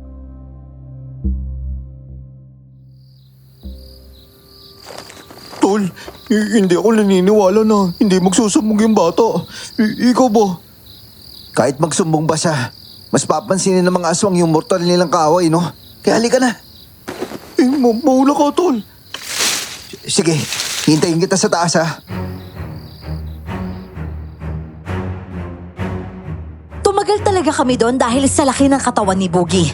Hindi naman siya sobrang mataba pero nagdulot yon ng kabagalan dahil nga sa bigat niya. At nang nasa taas na kami pareho, inalis na namin ang hook doon at ibinalik ito sa bag na dala niya. Naririnig na namin noon ang ingay ng mga aswang. Nasa taas kami banda at sa ibaba ay nandun ang tinutukoy na bahay ni Larissa.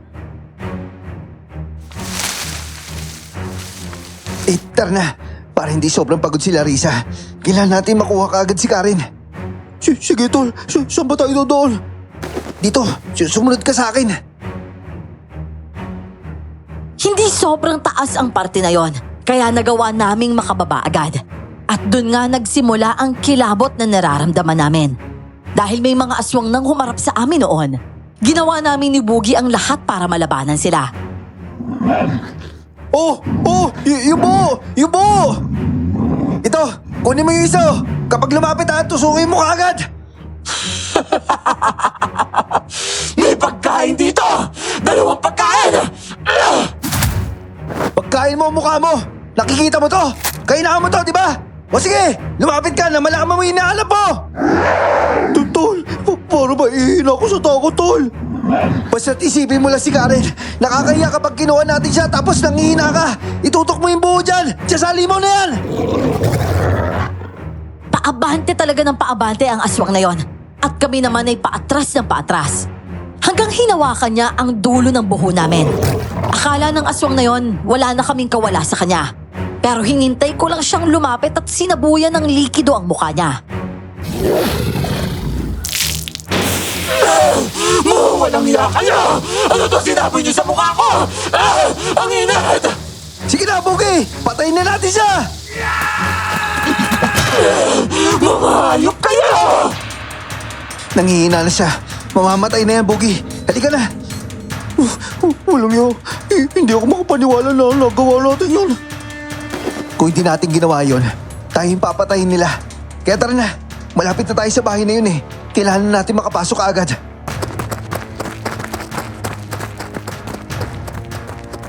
Dahan-dahan lang yung paglapit namin at tulad nga ng sabi ni Larissa, wala na ang mga bantay roon. Posibleng kalaban na niya ang mga ito ngayon. Pumasok kami sa loob at doon namin narinig ang nagagalit na boses ng isang lalaki. Paano nakawala ang sigbi sa kulungan niya kung mismo katawan tao niya yung nagbabantay? Kapag pinakawalan naman yon, mamamatay siya dahil babasag siya sa pangako niya. Pero Pinuno, hindi naman po lahat ng pangako ay panalo. Minsan natutupad niya yung pangako pero natatalo pa rin. Anong talo? Anong talo at panalo na pangako yung sinasabi mo? Ibig sabihin po, natupad niya yung pangako niya pero hindi sapat yung lakas niya para pangalagaan yon. Laban doon sa mga bumabasag dito. Ibig sabihin, hindi siya yung nagpakawala sa sigbi niya kundi merong ibang tao. At sino naman yung taong yun ha? Paano naman nangyari yon? Malakas siya makipaglaban kung ganon. Pero yung mga tao po, Pinuno, matatalino po sila. Ano? Sinasabi mo bang hindi matalino ang gaya nating aswang? Meron naman po tayong talino, Pinuno. Pero nabulag ang talinong yun dahil sa inaasahan nating lakas. iniisip po natin na wala nang tatalo sa atin dahil masyado na tayong malakas at hindi na po natin iniisip na may laban pala yung mga tao sa atin. At yun po yung katalinuhan po nila. Buisit! Sige, harapin niyo yung Sigbin na yun at patayin niyo! Nag-iisa lang yan! Pero Pinuno, masyado pong malakas yung Sigbin kapag nasa iisa katawan na sila. At yung mga kakayahan po nila, nagsasanib po. Wala nang laban yung mga ordinaryong aswang sa kanya. Kung wala kang magandang sasabihin, Mirchi, malahimik ka na lang! Pero Pinuno, ganun po talaga yung katotohanan eh. Kahit medyo masakit po.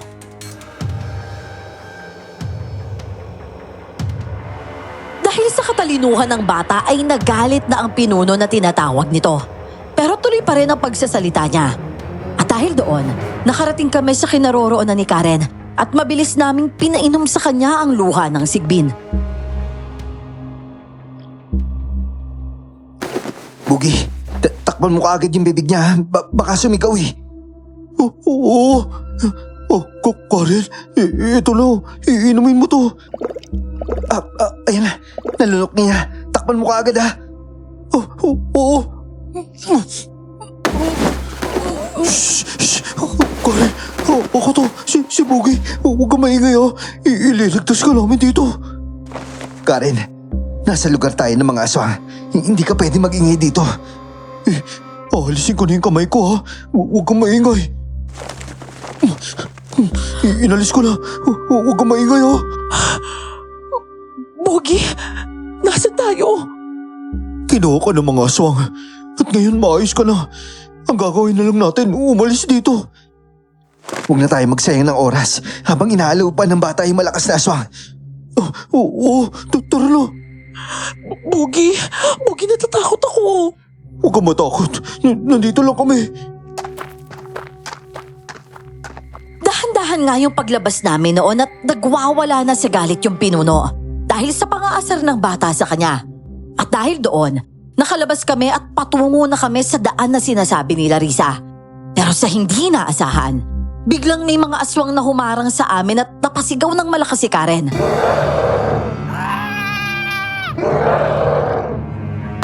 Tol, wala na. Dalawa to, tol. Karen, sa likod ka lang namin. Wala tayong magagawa kundi labanan sila. Oo, tama. Yung isang baba, bubuksan ko na yata.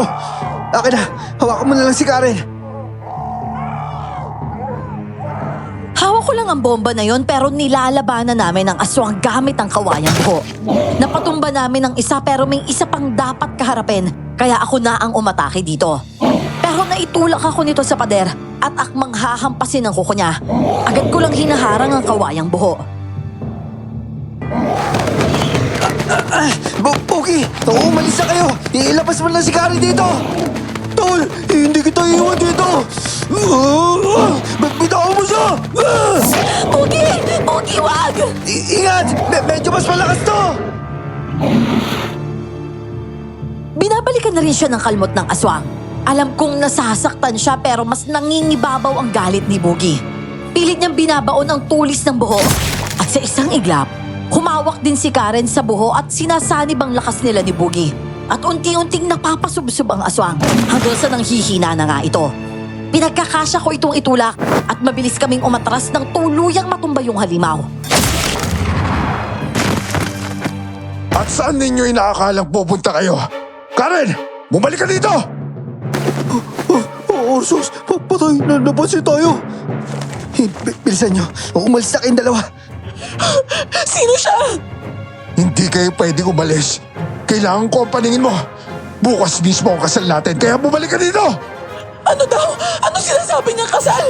Hindi kita kasintahan, may nobyo ako! Wala akong pakialam kung sino yung nobyo mo. Kailangan kita bukas. Balik ka dito!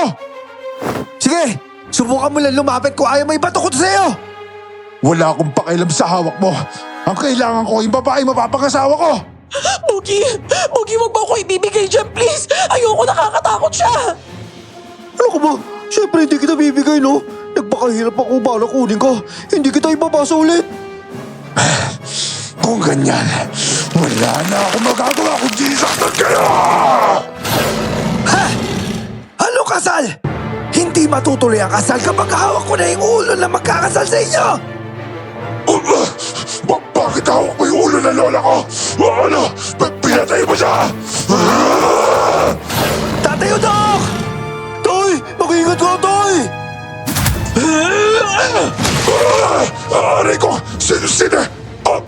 Larissa! Tumigil ka na dahil wala kang laban sa mga tao! Hayop ka! Sinira mo yung pamilya ko! Papatayin kita! Naglaban si Larissa at yung aswang. Nag-anyong sigbin ang babae at mabilis itong kumilos para umatake sa aswang. Mabilis kong tinakbo si Tatay Udok at dinala sa pwesto namin. Napakalakas mo! Napakalakas mo! Nagkamali ka na ginawa mo akong bihag. Hinayaan mo akong makabisado tong lugar mo. At dahil sa ganung paraan, mas madali na lang sa akin na lupigin yung lahi mo.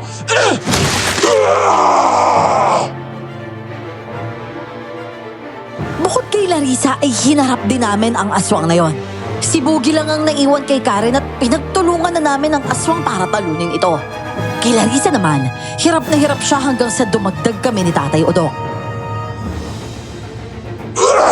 Hindi ako pwede matalo! Hindi pwede to! Ikaw ang nagdala sa sarili mo sa ganitong sitwasyon. At hindi mo ko kaya, Ustan. Kahit anong gawin mo, hindi mo ako mapapatay. Alam nating pareho kung ano kahihinatan mo. At hindi rin habang buhay. Nakakulong ang isang bahagi ko. Kung sumpa ang pangako sa akin, may sumpa rin babasag sa bisa nito. At yun ang hangarin mo, di ba? Hindi mo pa ba maintindihan kung paano nagtahi-tahi ang lahat para matupad ang dapat matupad? Babagsak ka rin, Ustan! Sinasabi mo ba ang huling lahi ng mga malalakbay ang tinutukoy mo ang hari ko? Dahil lang siya, hindi siya ang hari ko. Gusto ko lang yung kakayanan na nakakumpli sa katawan niya para malaman ko kung paano mapuksa ang sumpa na yun. Hangal ka talaga, Ustan! Isang patibong lang yun ng mga malalakbay at mabaylan! Taga, pero walang lahing babaylan yung kasintahan niya. Hindi sa kasintahan niya, kundi sa kaibigan nito! Bakit? Yung kasintahan lang ba yung magpupursige na iligtas yung babaeng to? Ang kasintahan tunay nga hindi makakatiis. At ganun din ang kaibigan sa kaibigan niya. Kaya ikaw, Ustan, ang kapalaran mo hanggang dito na lang! Teka, huwag! May laso ka! May laso ka!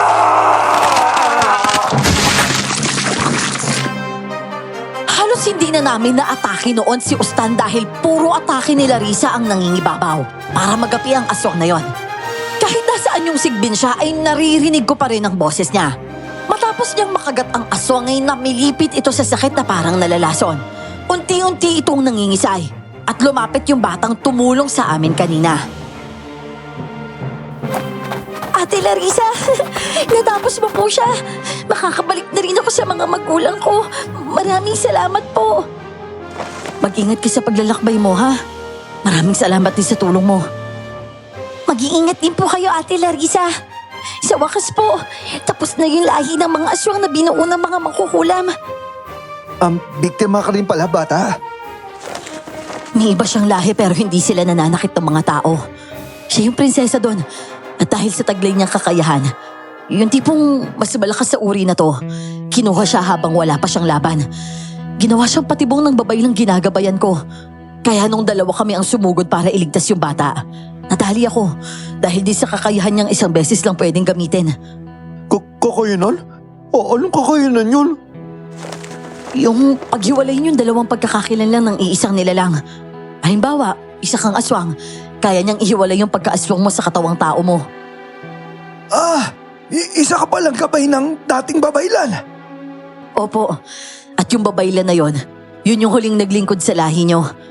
At Arsos, ikaw yung tinutukoy ng babaylang magliligtas sa akin mula sa pagkakakulong.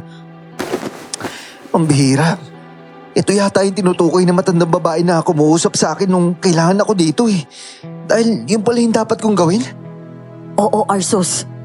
Ano, handa ka na ba sa bago mong obligasyon? Ako? May bago ako obligasyon?